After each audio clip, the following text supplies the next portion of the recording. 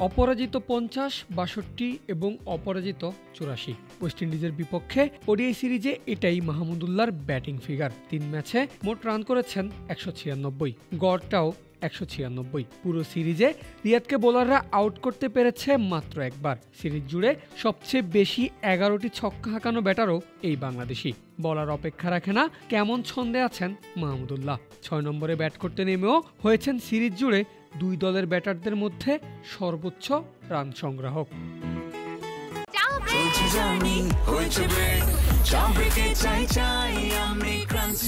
যে কোনো চা ব্রেকে বিস ক্লাব ড্রাই কেক, চায়ের সাথে আয়েশ।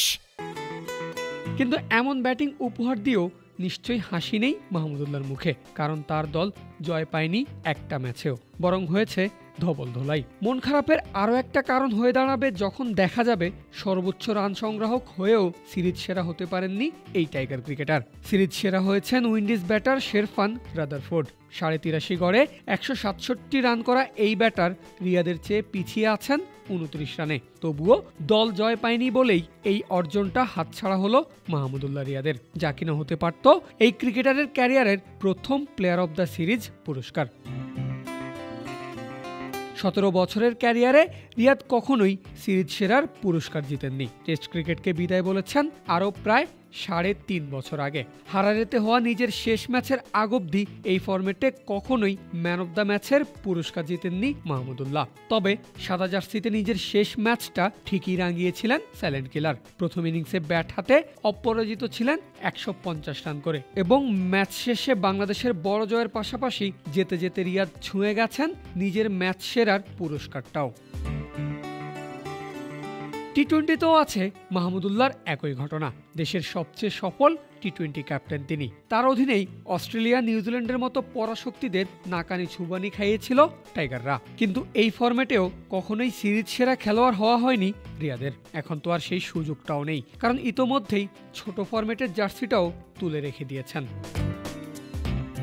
রইল বাকি ওয়ানডে। এই ফরম্যাটে বাংলাদেশের বহু আইকনিক ম্যাচ জয়ের নায়কের নাম মাহমুদুল্লাহ রিয়াদ। হয়েছেন বহু ম্যাচ সেরা, কিন্তু কখনোই হওয়া হয়নি কোনো সিরিজের সেরার পুরস্কার। গুঞ্জন আছে আসন্ন চ্যাম্পিয়ন্স ট্রফি দিয়েই আন্তর্জাতিক ক্রিকেটকে চিরতরে বিদায় বলবেন মাহমুদুল্লাহ। আর সেই হিসাবে দেশের জার্সিতে নিজের শেষ সিরিজটা ইতোমধ্যেই খেলে ফেলেছেন তিনি, যেখানে সিরিজের সেরা ব্যাটার হিসাবেই খেলেছেন 22 গজে। শেষটা রাঙাতে নিজের সর্বোচ্চ চেষ্টাটাই করেছেন মাহমুদুল্লাহ, কিন্তু বিধিবাম।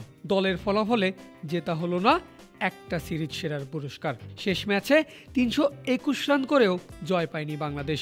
যেই ম্যাচে 63 বলে 7-4 আর 4 ছক্কায় 84 রান করেছেন 6 নম্বরে নামা রিয়াদ।